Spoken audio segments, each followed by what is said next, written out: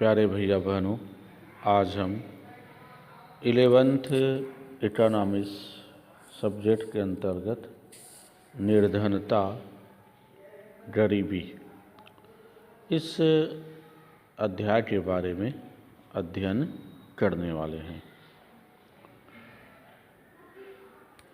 तो सबसे पहले जान लेते हैं कि निर्धनता से क्या आशय है। निर्धनता से तात्पर्य उस न्यूनतम आय से है जिसकी एक परिवार को अपनी आधारभूत आवश्यकताओं की पूर्ति हेतु आवश्यकता होती है और वह उसे जुटा पाने में असमर्थ रहता है।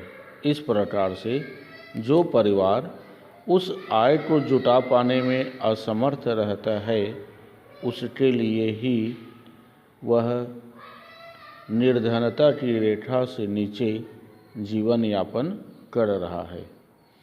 इस तरह निर्धनता से आशय मनुष्य की आधारभूत आवश्यकताओं, भोजन, वस्त्र, आवास आदि की पूर्ति के लिए पर्याप्त वस्तुओं एवं सेवाओं को जुटा पाने में असमर्थता से है।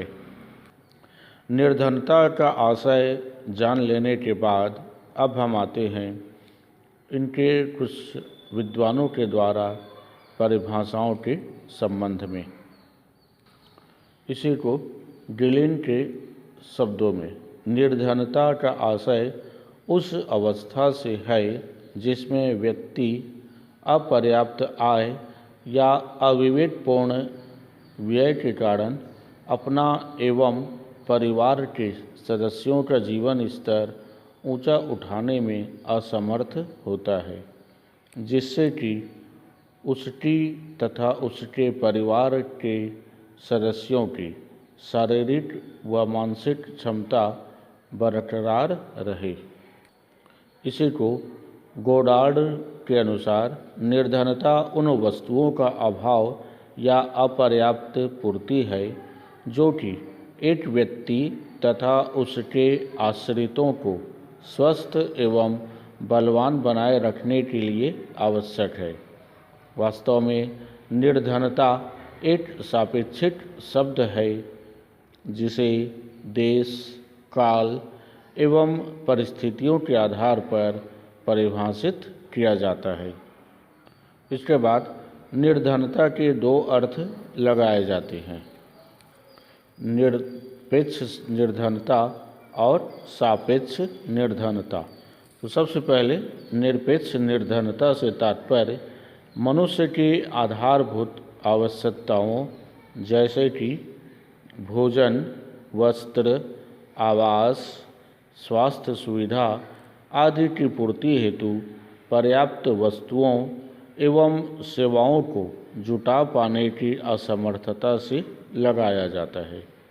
निरपेक्ष निर्धनता देश की उस जनसंख्या को सूचित करती है जो न्यूनतम उपभोग स्तर नहीं प्राप्त कर पाती और निर्धनता रेखा के नीचे जीवन यापन करती है। सापेक्ष निर्धनता आय में पाई जाने वाली असमानता को प्रकट करती है। सापेक्ष निर्धनता अंतर्राष्ट्रीय आर्थिक असमानता अथवा क्षेत्रीय आर्थिक असमानताओं का ज्ञान कराती है, अर्थात विभिन्न वर्गों, विभिन्न प्रदेशों अथवा विभिन्न देशों की तुलनात्मक आय का प्रदर्शन सापेक्ष निर्धनता का बोध कराता है। यदि यह कहा जाए कि भारत में प्रति व्यक्ति आय जापान की प्रति व्यक्ति आय से कम है, तब यह सापेक्ष निर्धनता वाला कथन होगा। इसके बाद निर्धनता के प्रकार, इसे दो भागों में बांटा गया है। पहला शहरी निर्धनता और दूसरा ग्रामीण निर्धनता। तो सबसे पहले शहरी निर्धनता। शहरों में जो लोग निवास करते हैं वे नौकरी, व्यापार आदि कार्यों में लगे रहते हैं। यदि वे इन कार्यों से इतना नहीं कमा पाते कि अपनी आवश्यकताओं को पूरा कर सके तो वे निर्धन की श्रेणी में आ जाते हैं। इस अवस्था में मनुष्य की न्यूनतम आवश्यकताएं भी पूरी नहीं हो पाती, जैसे कि रोटी, कपड़ा तथा मकान। इसी को हम शहरी निर्धनता कहते हैं। जो औद्योगिक शहर है वहाँ पर बहुत बड़ी संख्या में मजदूर निवास करते हैं। उनको इतनी मजदूरी नहीं मिल पाती कि वे शहर के सभी खर्चों को पूरा कर सकें। अतः उनका जीवन दयनीय दशा में गुजरता है। बहुत से लोगों का सारा जीवन फुटपाथ पर ही गुजर जाता है। इसके अतिरिक्त शहरों में बहुत बड़ी संख्या ऐसे लोगों की होती है जिनको पूरे समय रोज़गार नहीं मिल पाता। वे छोटा मोटा कोई काम करके अपना गुजारा करने का प्रयत्न करते हैं। इसी को ही शहरी निर्धनता के नाम से जाना जाता है। इसके बाद ग्रामीण निर्धनता। भारत की 68.84% जनसंख्या गांवों में निवास करती है। इनका मुख्य व्यवसाय कृषि होता है, लेकिन कृषि की दशा अत्यंत गिरी हुई है। भारत में प्रतिवर्ष बाढ़, सूखा आदि से करोड़ों रुपये की फसल नष्ट हो जाती है। भूमि की सिंचाई नहीं हो पाती। आधुनिक ढंग की जुताई की व्यवस्था हमारे पास नहीं है। भारत का बहुसंख्यक किसान इतनी पैदावार नहीं कर पाता कि उसकी न्यूनतम आवश्यकताएं पूरी हो सके। उसे अपनी आवश्यकताओं को पूरा करने के लिए तथा खेती में लगाने के लिए ऋण लेना पड़ता है। इसी कारण वह निर्धन हो जाता है। इसी को ग्रामीण निर्धनता कहते हैं। गांव की निर्धनता में खेतीहार मजदूर, भूमिहीन किसान भी सम्मिलित है। भूमि पर जनसंख्या का दबाव भी अधिक है, इसलिए भी ग्रामीण निर्धनता में वृद्धि हो रही है। ग्रामीण क्षेत्रों में अशिक्षा, सामाजिक कुप्रथाओं, यातायात के साधनों की कमी, संयुक्त परिवार प्रणाली आदि के कारण भी निर्धनता है।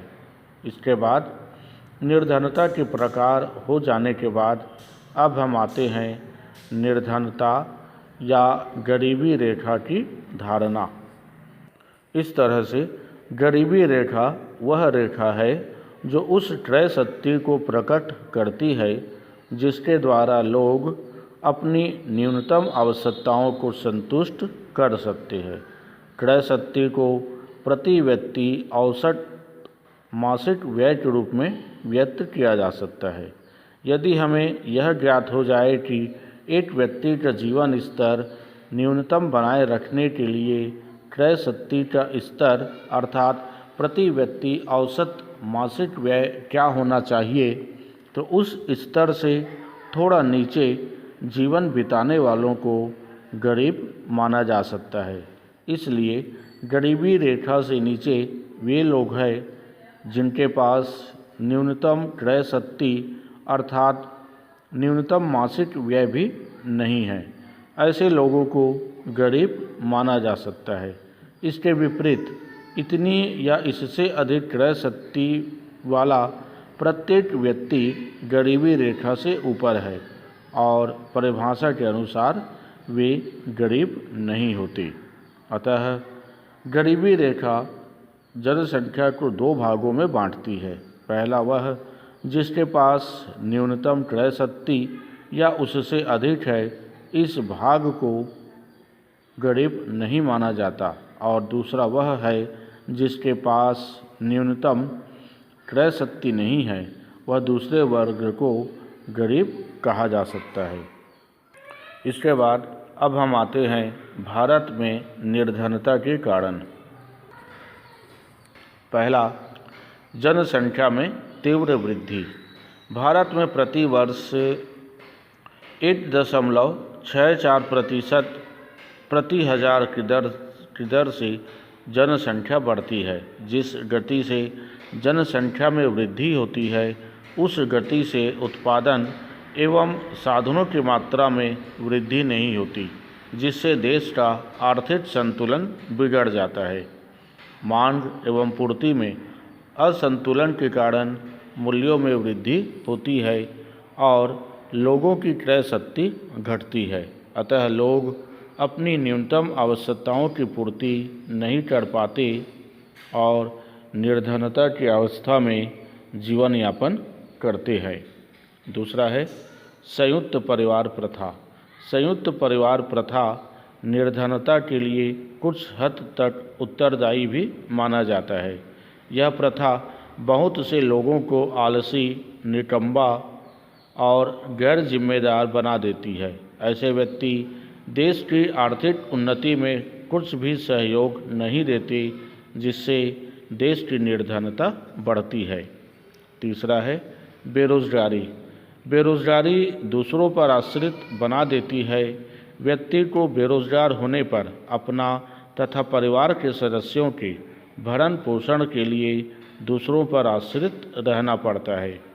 चौथा है प्राकृतिक साधनों का अपूर्ण विदोहन। भारत में प्राकृतिक साधनों की प्रचुरता तो है, लेकिन उत्पादन साधनों के अभाव में इन साधनों का पूरी तरह से विदोहन नहीं किया जाता। यहाँ तक कि कृषि एवं उद्योग में भी उत्पादकता वृद्धि की संभावनाएं विद्यमान हैं। इसलिए कहा जाता है कि भारत एक धनी देश है, परंतु वहाँ के निवासी निर्धन हैं। और पांचवा है बीमारी तथा निम्न स्वास्थ्य स्तर। इसी में बुरी आदतें, लोगों की अनेक बुरी आदतें भी उसे निर्धन बना देती है। भारत में इन बुरी आदतों में नशेबाजी, जुआ खेलना, सट्टेबाजी आदि प्रमुख है। ये बुरी आदतें व्यक्ति के निजी तथा पारिवारिक जीवन के आर्थिक आधार को खोखला बना देती है। इसके बाद अब हम आते हैं भारत में निर्धनता दूर करने के उपाय। पहला है आर्थिक विकास की व्यूह रचना में परिवर्तन। भारत में आर्थिक विकास का लाभ अपेक्षाकृत बड़े किसानों व उद्योगपतियों को मिला है। अतः आवश्यकता इस बात की है कि छोटे व सीमांत किसानों को सुविधाएं प्रदान की जाए तथा कुटीर उद्योगों का विकास किया जाए। दूसरा है भूमि सुधार कार्यक्रम। भारत में निर्धनता दूर करने के लिए भूमि सुधार कार्यक्रमों को लागू किया जाए। कृषि योग्य बनाई जाने वाली भूमि एवं जोतों की सीमाबंदी के अंतर्गत उपलब्ध होने वाली अतिरिक्त भूमि निर्धनों में वितरित किया जाए। इससे निर्धनों की आय बढ़ेगी व उसका जीवन स्तर भी ऊंचा होगा। तीसरा है सामाजिक सुरक्षा व्यवस्था। यह आवश्यक है कि देश में विशेष रूप से ग्रामीण क्षेत्रों में सुरक्षा से संबंधित सेवाओं की समुचित व्यवस्था की जाए। इसके लिए अस्पताल, पीने के लिए जल, आवश्यक उपभोग वस्तुओं की सस्ती दर पर उपलब्धि, शिक्षा, परिवार नियोजन सुविधा की व्यवस्था की जाए। चौथा है रोजगार में वृद्धि। भारत में निर्धनता को दूर करने के लिए कृषि, भिन्न एवं लघु उद्योग धंधों का विकास किया जाए, जिससे पूर्ण एवं आंशिक बेरोजगारों को रोजगार मिलेगा तथा उसकी निर्धनता दूर होगी। पांचवा है कीमत वृद्धि पर नियंत्रण। सरकार विभिन्न मौद्रिक एवं राजकोषीय उपायों द्वारा वस्तुओं की कीमतों में वृद्धि को रोके। इससे निर्धन लोगों की क्रय शक्ति में वृद्धि होगी और वह निर्धनता की रेखा से ऊपर निकलेंगे। छठवां है आवास सुविधा। निर्धनों के लिए आवास का प्रबंध किया जाए। इसके लिए उन्हें मकान बनाने हेतु जमीन, वस्तुएं तथा सुविधाएं उपलब्ध कराई जाए। सातवां है मानवीय पूंजी निर्माण। मानवीय पूंजी निर्माण तब होगा जब लोगों को शिक्षा, स्वास्थ्य प्रशिक्षण आदि की सुविधाएं प्रदान करने के लिए विनियोग किया जाता है। इस विनियोग से भौतिक पूंजी में विनियोग की तुलना में अधिक प्रतिफल प्राप्त होता है। 8वां है वैज्ञानिक तथा तकनीकी प्रगति। आर्थिक विकास के लिए वैज्ञानिक तथा तकनीकी प्रगति भी आवश्यक है। औद्योगिक विकास तथा कृषि की उन्नति के लिए वैज्ञानिक अनुसंधान बहुत ही महत्वपूर्ण होते हैं। तकनीकी विकास के बिना देश का आर्थिक विकास तीव्र गति से नहीं हो सकता। इसके बाद निर्धनता उन्मूलन कार्यक्रम के अंतर्गत राष्ट्रीय ग्रामीण आजीविका मिशन, दीनदयाल उपाध्याय ग्रामीण कौशल योजना, स्वर्ण जयंती शहरी रोजगार योजना, स्वर्ण जयंती ग्राम स्वरोजगार योजना, प्रधानमंत्री ग्रामोदय योजना, महात्मा गांधी राष्ट्रीय ग्रामीण रोजगार गारंटी योजना, राष्ट्रीय खाद्य सुरक्षा योजना 2013 के अंतर्गत निर्धनता उन्मूलन कार्यक्रम लागू किया गया। इसके बाद शेष अगले वीडियो में बतलाया जाएगा।